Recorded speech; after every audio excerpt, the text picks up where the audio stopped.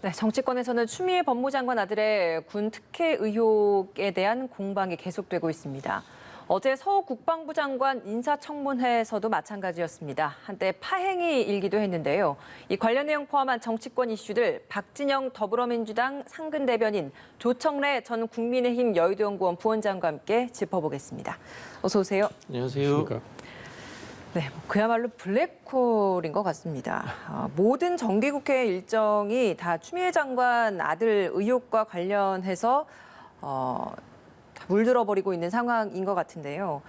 대정부 질문부터 시작해서 어제 있었던 국방부 장관 후보자 인사청문회까지 다 추미애 장관 아들 관련된 의혹에 대한 질의가 좀 집중됐던 것 같습니다. 정기국회 오늘 대정부 질문 마지막 날이긴 합니다만 오늘도 역시 사회 분야 분도 있고 해서 추미애 장관이 출석하다 보니까 관련 질의가 또 있을 것 같거든요. 그러니까 지금까지 쭉 보이고 있는 정기국회 이 모습 좀 어떻게 보십니까? 뭐 야당이 여당의 장관의 그 사적인 문제에 대해서 비판할 수 있다는 생각이 듭니다. 그러나 조금 과하지 않는가 뭐 이런 생각이 드는 게요. 뭐 이 아들 문제가 병역 비리로 인해서 뭐 군대를 안 간 정도도 아니고 그런 상황에서 이 또 확인되지 않은 사실들이 이 또 청문회장에서도 나오고 이렇게 하면서 이것들이 또 언론을 통해서 확대 재생산되면서 지금 코로나 경제 위기로 상당히 위기인 상황에서 이런 이슈들을 가지고 전 국민이 또 양쪽으로 갈라져서 또 싸우게 되는 이런 상황을 만든다는 측면에서 좀 아쉬움이 있는 것 같습니다. 네. 예, 어떻습니까? 지금 말씀하신 것처럼 정기국회뿐만 아니라 국정 아젠다도 다 실종이 됐습니다. 근데 이게 이제 계속 새로운 사실이 나오고 있잖아요. 어제만 하더라도 뭐 병무청 병가 기록은 19일간이 빠져 있고요. 그다음 어제 그 국민의힘 법제사법위원들이 긴급 기자회견 한 거 보면 복무 기록이라든가 면담 기록이라든가 병무청 기록이라든가 기록마다 휴가 일수가 다 다르게 나와 있습니다. 계속 새로운 게 나오고 있는 거거든요. 지금 상황은 뭐냐면 국방부든 검찰이든 민주당이든 신뢰를 상실하고 있는 게 신뢰의 위기가 가장 큰 겁니다. 제가 뒤져보니까 데일리안에서 RN 리서치라는 여론조사 기관에 올해에서 했던 것 중에 8월 셋째 주 여론조사를 보면 지금 국정 운영에 가장 걸림돌이 되는 인사가 누구냐라고 물었을 때 추미애 장관이라고 한 답변이 40.6%가 나왔었습니다. 이 부분을 보더라도 지금 정부가 혹은 집권 여당이 이렇게 미온적으로 그냥 상황을 그냥 정리하지 않고 밀고 나가는 거에 대한 그 책임을 회피하기 힘들다고 보고요. 이게 계속 국정에 부담이 될 겁니다. 예. 앞으로도 지속될 거라고 봅니다. 어제 국방부 장관 후보자 인사청문회에서 나온 그 새로운 의혹 중에 하나가 신원식 의원이 제기했었던 그 민원실에 전화했었던 그 사람이 여성이었다. 네. 통화를 한 사람이 여성이었다라는 익명의 제보를 좀 공개를 한 부분이 있었습니다. 그런데 그 민원실에서 기록된 그 이름은 추미애 장관의 남편 이름이었다라는 부분 때문에 추미애 장관은 스스로가 전화를 직접 한 적은 없다라고 또 명확하게 얘기까지 한 상황이라서 거기에 대한 문제를 좀 제기한 것 같습니다. 이 부분은 어떻습니까? 우리 신원식 의원님이 이런 그 내용들을 내놓을 때 정확하게 내놓지 않으신 것 같아요. 예. 지난번에 이모 대령의 발언 같은 경우에도 평창 동계올림픽의 뭐 통역병 파견 문제도 여러 군데서 이제 그분은 또 청탁을 받은 것처럼 이렇게 또 말씀을 하셨고요. 또 용산 그 자대 배치 문제 때도 그 당시에는 추미애 대표도 야당이었고 또 그 당시에 또 그 대령이 말씀하시는 걸 들어보면 추미애 장관 가족들만 이야기한 것 같은데 다른 언론에서 보면 전체 가족들 막 수십 명 있는 데서 말씀하셨다 이렇게 좀 약간 정확치 않아요. 이 내용도 저는 비슷하다고 봅니다. 추미애 장관님 목소리 들어보셨죠? 민원실 전화에 녹음된 제가 봤을 때 추미애 장관님 목소리가 독특해요. 누구나 들으면은 알 수 있어요. 이걸 확인하는 차원에서 들었다면은 추미애 장관 목소리인지 아닌지 분명하게 알 수 있는데 그렇게 이야기하지 않잖아요. 여성의 목소리다.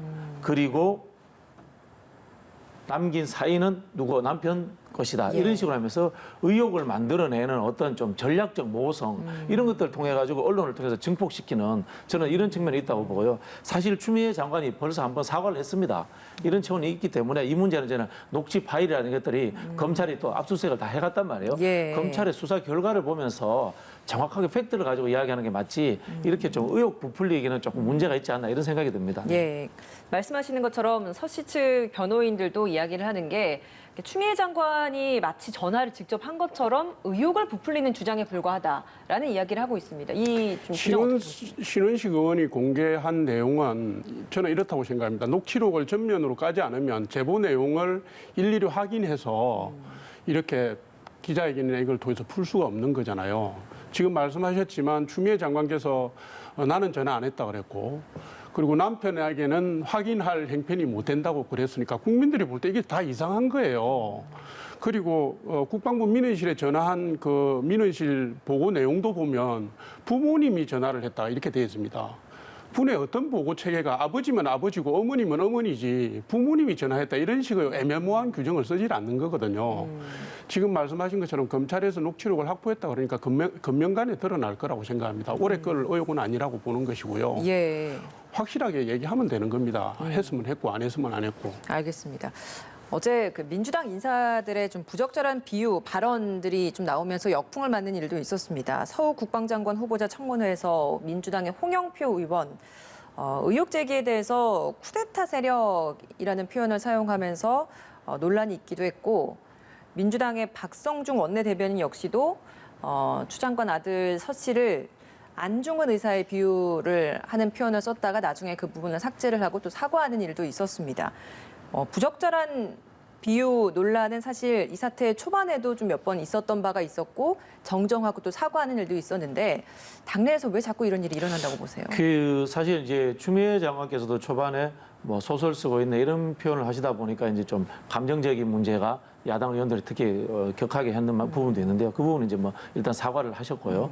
홍영표 원내대표 같은 경우에도 마지막에는 이제 쿠데타 이야기를 하시면서 이거 개인적 소견이다 이런 이야기를 하셨는데요. 제가 미루어 짐작하기로는 이제 국방위에서 제가 아까 말씀드린 것처럼 신원식 의원이 확인되지 않은 의혹들을 자꾸 말씀을 하시니까 이걸 과도하게 이 양반이 나름 중진이지 않습니까? 중진 입장에서 이게 과연 이 과거에 쿠데타도 있고 병역 비리도 있고 수많은 것들이 있었는데 이렇게 키워야 될 것인가 이렇게 하시다 보니까 나온 것 같은데요. 제가 보기에는 그런 측면이 있습니다. 개인적 측면인데요. 제 생각인데 첫 번째는 이 우리 당내 의원들이 추미애 의원의 문제가 법률적으로는 문제가 되지 않을 것이라는 확신을 갖고 있는 것 같습니다. 그러다 보니까 초반에 우리가 방어를 안 했단 말이에요. 근데 지금 개인적 차원에서 이렇게 방어를 놀리고 하고 있는 것이고요. 두 번째는 이제 그렇게 하다 보니까 상대 쪽에서 확인되지 않은 정쟁적 요소를 가지고 가다 보니까 여기서 과하게 대응하다 보니까 이게 아마 좀 말이 조금씩 이렇게 헛나가는 이런 상황도 있는 것 같은데요. 어쨌든 간에 제가 보기에는 좀 좋지 않은 표현인 것 같습니다. 예. 알겠습니다. 이게 뭐 한 사람을 지키기 위해서 이렇게까지 해야 되는가 하는 의구심과 자괴감도 들고요. 지금 박 대변인께서 말씀하셨는데 처음부터 해명한 것이 그 다음날 거짓으로 드러나고 그 다음날 거짓으로 드러나고 이 일련의 흐름과 과정이 있었습니다. 어떤 제보가 부정확하다고 하시는 건지 저는 잘 모르겠는데 이 부분은 제가 볼 때는 모든 사안을 검찰 수사 중이니까 뭐 얘기할 수 없다, 언급할 수 없다고 하던 민주당 의원들께서 지금은 뭐 단정적으로 아니다, 뭐 양심상 아니다, 특혜가 아니다 이러고 나오시는 거잖아요. 그래서 제가 볼 때는 편의에 따라서 그렇게 말씀하시는 것 같고 특히 안중근 의사와 관련된 부분은 안중근 의사가 국민들 마음속에 어떤 형식으로 자리 잡고 있는지 다 아실 텐데 상식적으로 납득이 안 가는 표현들을 하시거든요. 저는 이게 이제 물론 뭐 안중근 의사에 대한 폄훼고 뭐 그 희생을 오염시키는 것이라고 볼 뿐만 아니라 국민들에게도 이렇게 상처를 주는 국민 무시 행위다 이렇게 봅니다. 좀 표현을 좀 절제하고 자제해야 된다고 생각합니다. 예, 그 뭐 동의하고요. 뭐 저기 표현이 네. 잘못됐다는 생각을 저도 하고 있고 이게 이제 이중적인 문제가 있는 게 앞서 말씀드린 것처럼 이렇습니다. 이 무릎이 아픈데도 불구하고 군대를 갔다. 이런데 이게 뭐 대단한 병역 비리도 아니고 우리 과거에 사실 우리 이 상류층들의 이 기득권들의 군 복무하지 않는 비리 이런 게 많았지 않습니까? 이런 측면에 봤을 때는 이게 큰 사건이 아닌데 왜 이렇게 키우느냐 이걸 이제 옹호하다 보니까 이런 상황이 좀 나온 것 같은데요. 어쨌든 간에 이런 측면이 있습니다. 이게 보면은 이 전화로 이렇게 군대 휴가를 연장한 건들이 최근에 사원한 3,000건 정도 되지 않습니까? 우리가 이제 공공기관을 많이 상대해 본 분들은 그런 정보라든가 이런 것들에 대해서 잘 활용을 합니다. 근데 일반적으로 우리 서민의 아들들이 군대 갔다 오고 저도 한 30년 전에 군대를 갔다 왔습니다만 과거에 내가 군 복무 시절을 생각을 하면 이거 굉장히 좀 불공정한 것처럼 느껴집니다. 그러나 이제 절차가 바뀌고 시대가 바뀌고 이런 상황들에 대해서 하다 보면은 왜 이렇게 과하게 해? 이런 또 생각이 나올 수 있는 거거든요. 그러니 불공정의 양쪽이 존재하는 것 같아요. 그래서 그래서 좀 그런 측면에 대해서 어쩔 수 없이 법률적으로 결과를 보자라고 할 수밖에 없는 상황이 되었다라는 상황 논리가 존재하는 것 같습니다. 알겠습니다. 민주당 윤리감찰단 출범 이야기도 좀 해보겠습니다. 첫 대상이 이스타항공 정리해고 논란의 핵심에 있었던 이상직 의원, 그리고 재산신고 누락 의혹이 일고 있는 김홍걸 의원이 여기에 포함이 됐습니다. 민주당 차원의 공수처라는 표현까지 좀 사용을 하던데 그에 부합하는 좀 역할을 잘 해낼 수 있을 거라고 좀 보십니까? 저희가 원래 그 윤리심판이라는 기구가 있습니다. 여기는 심판원이기 때문에 이제 법원, 이제 실제로 최종 결정을 하는 기구고 윤리감찰단은 이제 검찰이라고 생각하시면 될 것 같습니다. 당내에서 아직 이분들이 뭐 법률적인 문제가 제기되지 않아서 기소가 된다 이렇게 안 했기 때문에 당내에서 이제 우선적으로 조사를 해보겠다 이런 취지에서 이분들을 한 거고요. 이상직 의원 같은 경우는 이제 고용 문제가 있기 때문에 사실 우리 민주당이 추진하고 있는 정체성 부분에서 상당히 좀 위배되는 측면이 있습니다. 그러다 보니까 이낙연 대표께서 굉장히 좀 엄중하게 본인 표현대로 이렇게 접근하신 것 같고요. 김홍걸 의원 문제는 저는 조금은 좀 개인적으로 다르게 보는 게 그 당시 우리가 이제 비례위성 정당이 만들어지면서 보통 이제 정당에서 내부적으로 이렇게 재산 문제를 검증을 합니다. 그 시스템이 좀 약했던 측면이 있고요. 특히 또 이 비례를 처음으로 하는 의원들 같은 경우에는 보좌진 자리라든가 그런 경험이 없다 보니까 이런 좀 누락의 이런 경우가 있을 수 있습니다. 그럼에도 불구하고 이것이 어쨌든 간에 국민적인 이제 감정의 문제 또 한편으로는 좀 고의적으로 누락된 것은 법률적 문제가 있기 때문에 사전적으로 당에서 한번 검증을 해보자 이런 측면에서 아마 제소를 한 것 같습니다. 근데 윤미향 의원이 조사 대상에서 빠진 건 좀 어떻게 봐야 됩니까? 예. 윤미향 의원 같은 경우에는 검찰에 이미 기소가 되었기 때문에 당원 당규상에 의해 가지고 당원권이 정지가 됩니다. 현재 당원이 아닌 상황인 것으로 유사하게 우리가 판단하기 때문에 당내에서 하는 것이 아니고 이미 법률적 절차로 넘어갔다 이렇게 봤기 때문에 제외된 상황인 거죠. 더 좀 이렇게 진행이 되었고 어떻게 보자면 좀 더 심각한 상황이다 이렇게 볼 수 있는 거죠. 지금 차원에서는 당 차원에서 다룰 사안이 아니다. 그렇죠. 예. 알겠습니다. 그러니까 총선 전부터 지금까지 민주당의 그 대응을 보면 막말 파동이든 뭐 성추문이든 그다음에 개인 비리든지 간에 검찰 수사 중이니까 보자. 검찰 수사에 영향을 미치는 행위니까 우리 입장은 유보한다 이렇게 왔거든요. 근데 이제 늦었지만 뭐 윤리 감찰원, 뭐 감찰단, 뭐 윤리 심판원 이렇게 해서 실체적 진실을 규명하는 데 들어간 건 다행입니다. 근데 지금 이스타 항공만 하더라도 체불 임금만 250억, 그다음 정리해고 인원이 600명인데 이게 지금 문제가 불거진 게 총선 전부터예요. 근데 지금까지 민주당이 이렇게 끌고 오다가 이낙연 대표 체제 들어서고 이제 와서 이 하는 것도 제가 볼 때는 책임 있는 집권 여당의 자세가 아니고요. 그다음에 윤미향 의원 사건은 예를 들어서 검찰에서 기소를 했기 때문에 당원권을 정지한다. 이건 일반적인 사안인 겁니다.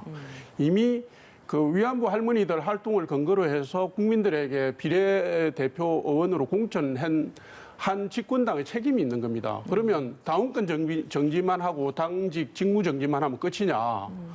지금 뭐 사기, 준사기, 배임 횡령 해와 8개 범죄인데 당원권 정지로만 그치느냐 이거죠. 이것도 당원권 정지는 기소되는 순간에 당연한 거고 그다음에 윤리 감찰단 심판원을 거쳐서 다시 논의해야 되는 게 아니냐. 그게 책임 있는 집권당의 자세가 아니냐 이렇게 생각합니다. 뭐 핑계 같습니다만은 그 앞에서도 말씀드린 것처럼 그게 이제 비례 위성 정당이 되다 보니까 검증을 못했다는 측면도 있고요. 또 한편으로 보면은 이제 윤미향 의원 같은 경우 이제 보통 우리 의혹이 나왔던 11개의 내용들에 대부분 없어졌어요. 새로운 것들이 이렇게 기소되는 이런 측면인데 예를 들자면은 뭐 이렇게 돈을 받아가지고 다른 유학 비용으로 됐다, 집을 사는 데 들어갔다, 이런 것들이 이제 실제가 아닌 걸로 밝혀졌단 말입니다. 이 상황이 뭐냐면은 실제로 언론에서 이런 내용들이 나왔어요. 근데 언론에서 나온 내용들이 가짜 뉴스다 보니까 저희도 사실 그걸 다 믿을 수 없고 의혹을 판단할 수 없는 거예요. 저희가 법률 기구가 아니지 않습니까? 검찰이나 경찰처럼 조사도 할 수 없고. 그러다 보니까 이 사안에 대해서 명확하게 저희도 이 사람 나빠, 잘라 이렇게 할 수가 없는 상황이 됐다는 것에 대해서 이게 또 상황 논리 같습니다만은 실제로 좀 언론들도 이렇게 하실 때 좀 확인된 것을 가지고 그것을 가지고 깊이 파준다면은 저희가 쉽게 수용할 수 있는데 던지듯이 확 뿌려버리니까 저희 스스로도 판단할 수 없는 상황이 왔던 겁니다. 네. 그 일각에서는 이런 이야기도 있어요. 그러니까 지금 보면 이낙연 대표의 자세라고 해야 될까요? 이낙연 대표의 이런 이 상황을 좀 해결해 나가는 이런 과정을 보면 감찰단 조사를 하거나 혹은 검찰 조사를 하면 그 결과를 본 후에 다음 단계를 나아가는 조금 좀 신중한 모습을 보이고 있단 말이에요. 근데 비난 여론이 점점 커지고 있다 보니 일부에서는 좀 정치적인 판단을 선제적으로 좀 빨리 하는 모습도 보여야 되는 게 아니냐 이런 시각이 있는데 여기에 대해서는 어떤 의견이신가요? 정치적으로 보면은 아쉬움이 있습니다. 우리 당의 입장에서도 지지율이 떨어지는데 뭐 좋을 일이 있겠습니까만은 예. 금방 말씀하신 것처럼 이 사실 확인 자체가 굉장히 힘든 상황이 되어 있기 때문에 여기에서 또 다른 억울한 사람이 나올 수도 있는 겁니다. 그렇다 보니까 우리가 쉽게 판단하지 못하는 상황에 계속 놓이게 되는 겁니다. 저희가 그래서 사실은 이제 언론개혁 문제에서 기사에 대한 이제 손해적 배상 징벌 청구권이나 이런 것들에 대해서도 한번 해야 되지 않겠나 이런 이야기가 나오는 이유가 여기 있습니다. 네. 민주당 사실 지금 악재들이 굉장히 좀 많이 터지고 있습니다. 이낙연 대표가 취임하고 나서 뭐 얼마 되지도 않았는데 이런저런 일들이 터지고 있는데 또 이문에 이낙연 대표 리더십이 좀 시험대에 올랐다 뭐 이런 말들도 많은 언론에서 사용하고 있지 않습니까? 좀 어떻게 지금 하는 모습 봤을 땐 잘 해나가고 있다라고 보십니까? 아니요.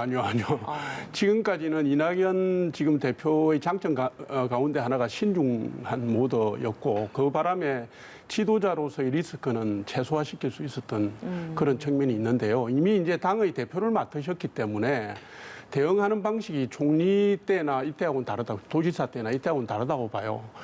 정당의 지도자는 결단하고 타이밍이 예술이 중요합니다. 언제 네. 결단할 것이냐, 어느 시점에 발표할 것이냐 이게 중요한데 지금 추미애 건에다가 윤미향, 이상지, 김홍걸 의원께 줄줄이 터지고 국정 운영에도 부담이 되고 당 지지율 하락하니까 솔직히 밖에서 볼 때는 이게 윤리감찰단에 넘겨서 살짝 피해가려고 하는 모습으로 보이기도 하거든요. 그리고 윤리감찰단 단장이 보니까 판사 출신의 조선 의원이시던데 그 조선 의원이 동료 의원들을 어느 정도 드라이브를 해나갈지도 좀 의구심이 생기고요. 네. 그런 또 시점상으로도 뒷북 대응을 하는 듯한 느낌이 있고 해서 그런 국민들의 의구심, 싸늘한 시선을 일거에 바꾸실 수 있도록 제대로 된 선택이나 결정을 좀 해주시면 좋겠습니다, 이번에. 알겠습니다. 4차 추경 관련된 이야기도 좀 해보겠습니다. 전 국민 통신비 2만 원 지급 이 부분이 가장 논란이 됐었는데 흔히들 우리가 범여권이다라고 이야기를 하고 있는 열린민주당에서까지 비판하는 목소리가 나왔습니다. 22일 날 본회의를 열고 이걸 4차 추경안을 처리시키겠다라는 데까지는 합의는 했는데 과연 그 주말 사이에 이견이 있는 이 부분을 어느 정도까지 좀 합의를 좀 만들어낼 수 있을까라는 데에서는 여전히 물음표가 남는 것 같거든요. 어떻게 예상하십니까? 사실은 이제 우리 추경 관련해서 정부 여당이라고 합니다만은 정부 쪽에 이제 기재부에서 이제 주도를 하다 보니까 이 선별로 이렇게 흐름으로 잡히고 이 상황에서 저희도 사실 좀 정확치 못한 점이 사실 있었던 것 같고요. 근데 이제 통신비 문제는 이런 부분이 있습니다. 우리가 이제 핸드폰은 이게 기본 생활 도구입니다. 그리고 한 번씩 재난 상황에 가장 구제할 수 있는 소통 통로라는 측면에서 이것도 뭐 의미는 있다. 뭐 저는 이렇게 생각을 하는데 이제 2만 원이라는 돈 자체가 조금 좀 미흡하죠, 그죠? 예, 그런 측면도 있는 것 같고요. 상대적으로 이제 조영 의원 원내대표 같은 경우는 독감 백신을 전 국민에게 접종하자 이런 이야기를 하는데 사실 이것도 보면은 기존의 당론이 가졌던 선별적 측면이 아니고 전체를 다 지급하자 이런 측면입니다. 정치권 전체가 재난지원금 문제라든가 기본소득 문제에서 전체냐 선별이나 해서 아직도 좀 정리가 안 된 측면이 있기 때문에 이 혼란이 오는 것 같은데요. 네. 이번만큼은 어쨌든 간에 좀 이 여야가 합의가 돼서 좀 이게 왜냐하면 여야 사실 정부가 다가 제대로 정리 안 돼 있지 않습니까? 제가 말씀드린 것처럼 합의되는 수준으로서 좀 추경이 좀 매끄럽게 갔으면 좋겠습니다. 당내선 지금 어느 정도 수준까지는 서로 좀 조율하고 양보할 수 있다라는 여지들이 좀 열려 있는 아니 제가 건가요? 정확하게는 잘 모르겠는데 이게 예산 파트이기 때문에 네. 아마도 두 가지 다를 살리는 절충안을 찾지 않을까 이렇게 생각해 봅니다. 알겠습니다. 지금 민주당은 통신비 부분을 지금에 와서 포기할 수가 없겠죠. 그러니까 9,300억 원이 들어가는 건데 지금 시간이 사실은 없어요. 22일 날 처리하기로 여야가 합의를 해놨는데 주말에 정책 예결위에서 정책 현안 질의하고 21일 날 하루 추경 심사 소위를 가동한다는 거잖아요. 근데 지금 대통령께서도 말씀하셨고 민주당 지도부도 말씀하셨는데 처음에 선별 지원하겠다, 어려운 분들한테 드리겠다고 했는데 어느 자료를 보니까 지금 뭐 돌봄 지원, 무슨 뭐 통신비 지원, 뭐 근로 일자리 지원 다 해보니까 우리 국민이 5,100만인데 중복 수혜까지 포함해서 5,700만이 수혜를 받는 걸로 지금 나와요. 그러니까 이거는 선별 지원은 아닌 거죠. 그다음에 이제 통신비 문제도 뭐 민주당 내에서도 문제 제기가 나왔습니다만 기왕에 예산을 들여서 돈을 푸는 거라면 이게 우리가 10,000원을 풀면 10,000원에서 그치지 않고 그게 새로운 재료 구매비로 계속 돌아가야 그게 성수 효과라고 그러지 않습니까? 10,000원을 쓰더라도 10만 원을 쓸 수 있는 효과를 낼 수가 있는데 이 통신비 같은 경우는 통신사에 주고 나면 확산 효과가 전혀 없거든요. 네. 게다가 지금 언론에 쭉 나온 거 보면 3차 추경에서 확보한 예산들이 다 집행이 안 되고 있어요.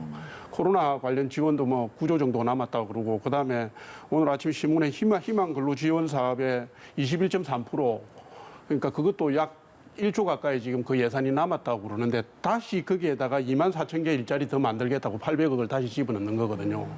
올해 적자 규모가 111조입니다. 그러면 불효불급한 건 좀 빼고 좀 국가 재정도 좀 생각하고 실제로 선별 지원을 하기로 했으면 제대로 된 선별 지원을 하든지 그런 좀 원칙적이고 이렇게 국민이 신뢰할 수 있는 방법으로 가면 좋겠어요. 그런 것들을 국회 예결위에서 다 검증을 해야 되는 거 아닙니까? 지금 예를 들어서 그 지원하는 행정비용만 300억이 든다는 거 아닙니까? 지금 선별 지원이란 명목 때문에. 네.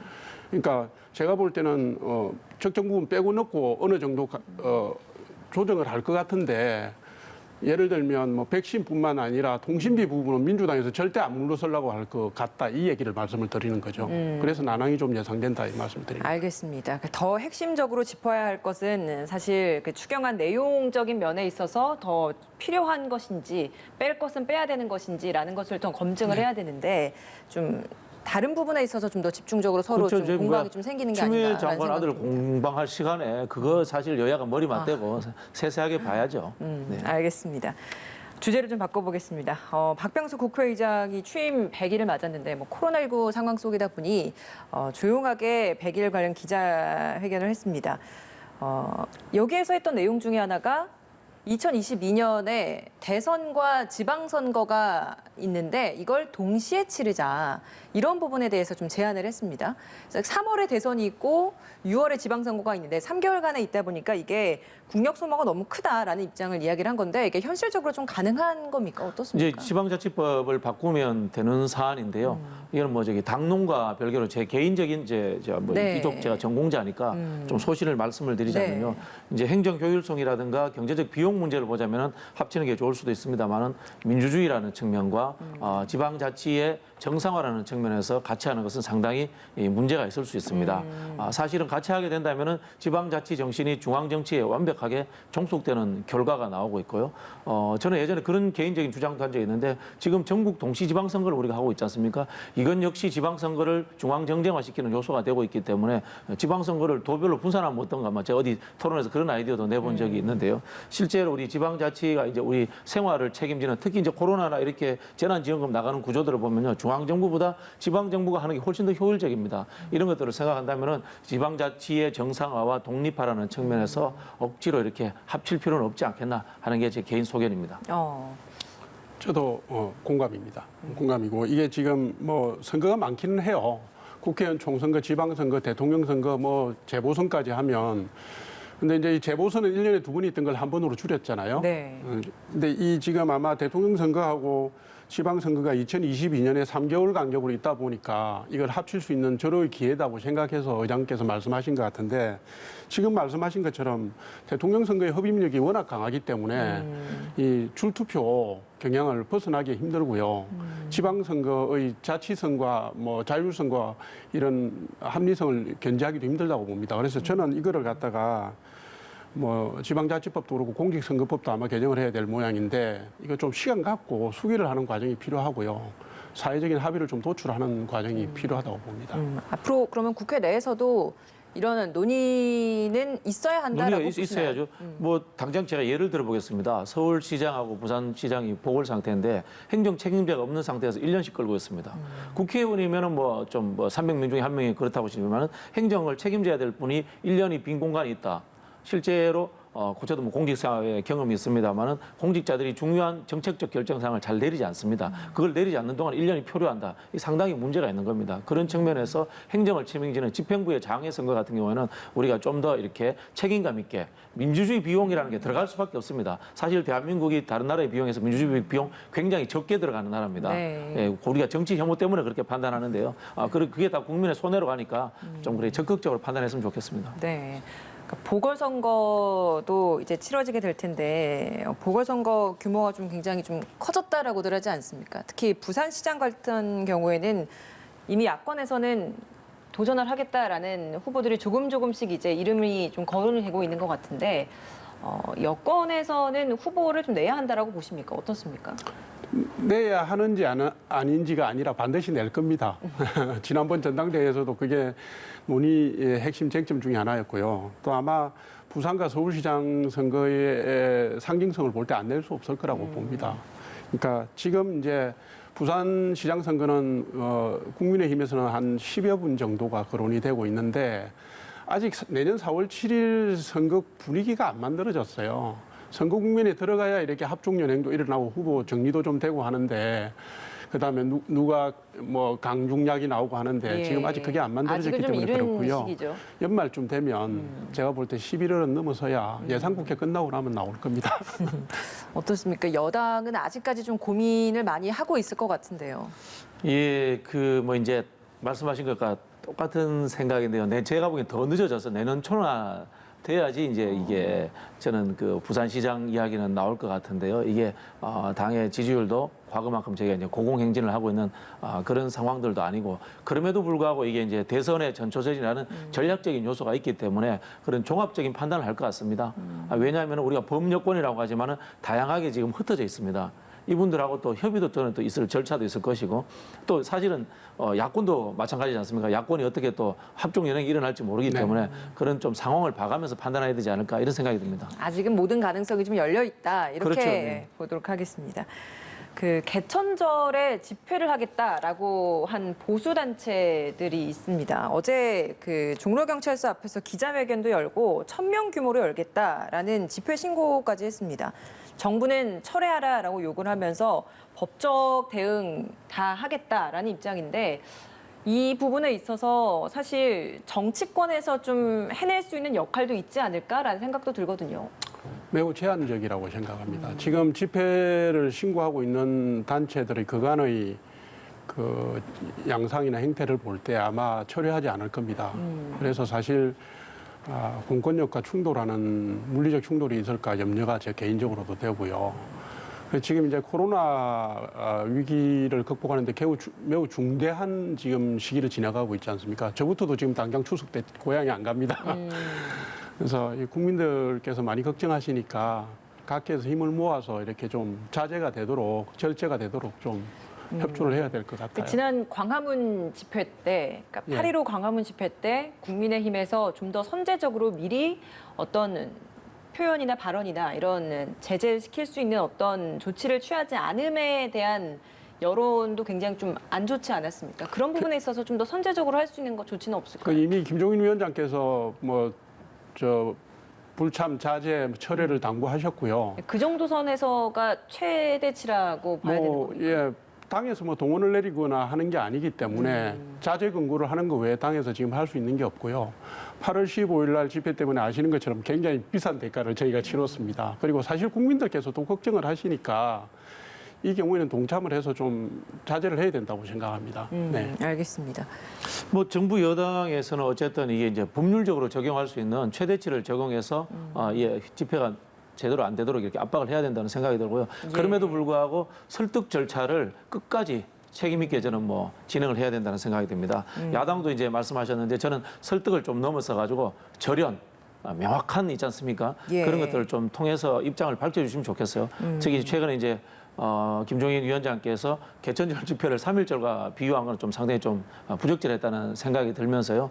여야가 같이 이게 이제 우리 생존의 문제지 않습니까? 생존과 경제의 문제가 같이 직결돼 있기 때문에 좀 단호한 자세로 해주셨으면 하는 그런 바람입니다. 예. 마지막으로 이 주제만 좀 다뤄보겠습니다. 공수처 정기국회 내에서 이번에 꼭 처리를 하겠다라는 게 민주당의 입장인 것 같아요. 그러니까 법 개정 이야기까지 지금 구체적으로 좀 나오고 있지 않습니까? 어떤 입장입니까? 그렇죠. 이제 뭐 지금 야당이 추천할 수 있는 몫이 이제 2명이지 않습니까? 2명인데 그걸 아예 추천을 하지 않으시고 있는 상황이기 때문에 상당히 저희들도 이제 지지층으로부터 많은 질타를 받고 있는 상황입니다. 법이 통과됐기 때문에 이제 7월 15일 날 사실은 통과를 시켜야 되는데 이 구성 자체가 안 되고 있는 상황이지 않습니까? 이거는 사실 그 입법부가 이게 자기 일을 하지 않고 있는 겁니다. 법이 통과됐으면 이것을 구성을 하고 진행을 하고 난 다음에 또 만약에 또 뭐 4년 후에 선거가 해서 또 뭐 본인들이 다수당이 된다면 그때 가서 또 개정안을 낸다거나 또 없앨 수도 있는 겁니다.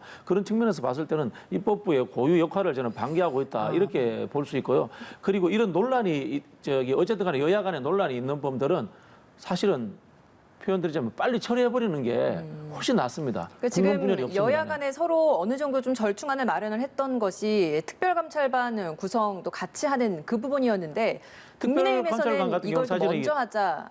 예, 이게 참 예. 논쟁이 무의미한 게 특별감찰관이 하고 있는 역할이라는 게 공수처 역할하고 거의 중복이 됩니다. 근데 김태년 원내대표가 이 부분 또 받아들였잖아요. 그렇죠. 예. 그럼에도 불구하고 이제 받아들이고 이제 빨리 처리하고자 하는 겁니다. 이게 사실은 뭐 민생과 크게 관련되는 것도 아닌데 어쨌든 간에 각 정당의 입장에서 뭐 자기 정체성과 또 연관이 있단 말이에요. 이게 쉽게 잘 타입이 안 됩니다. 이런 것들은 한번 뭐 단호하게 한번 짚고 넘어가 버려야 됩니다.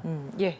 한 말씀 듣겠습니다. 근데 지금 감찰관법 말씀하셨는데 특별감찰관법이 2014년도에 법안이 됐고 그해 3월부터 들어갔다가 박근혜 정부 말기에 명우 민정수석 문제 생겨서 공석이 된 이래로 지금까지 공석이지 않습니까? 문재인 정부 출범 이후 3년 동안 단 한 번도 국회에 특별감찰관 추천에 대한 의뢰를 한 적이 없어요. 통과돼 있는 법도 지키질 않은 겁니다. 그게 공수처법하고 겹치든 안 겹치든 그건 다른 문제고 이미 실행되고 있던 것도 안 한 거거든요. 그 사이에 유재수 사건 있었고 무슨 뭐 울산시장 선거 개입 문제 있었고 줄줄이 권력형 비리들이 터져 나온 겁니다. 청와대가 연관된 것도 있었습니다. 근데 지금까지 안 한 거거든요. 게다가 지금 말씀하신 것처럼 뭐 법사위 간사인 백혜련 의원이 뭐 최근에 발의한 법안을 보면 추천 요청 10일 이후에 안 되면은 뭐 법학 전문대학원 뭐 회장을 지낸 분 이런 분들 두 예. 분으로 해서 사실상 야당의 추천권을 무력화하는 법안을 발의를 했고요. 그 전에 김용민 의원이 또 발의를 한 거는 여야 2인으로 된 걸 안 되면 국회 4인으로 해가지고 고쳐서 가겠다라고 한 거 아닙니까? 이런 식의 시도가 계속되고 있는 것은 여야 간의 협치의 기반을 계속 흔드는 겁니다.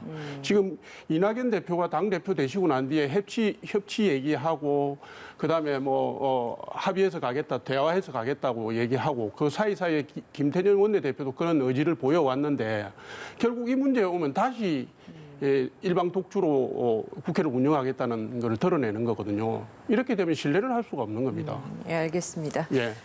오늘 두 분 말씀 여기까지 듣겠습니다. 박진영 전 더불어민주당 상근대변인, 조청래 전 국민의힘 여의도연구원 부원장 두 분과 함께했습니다. 고맙습니다. 맞습니다.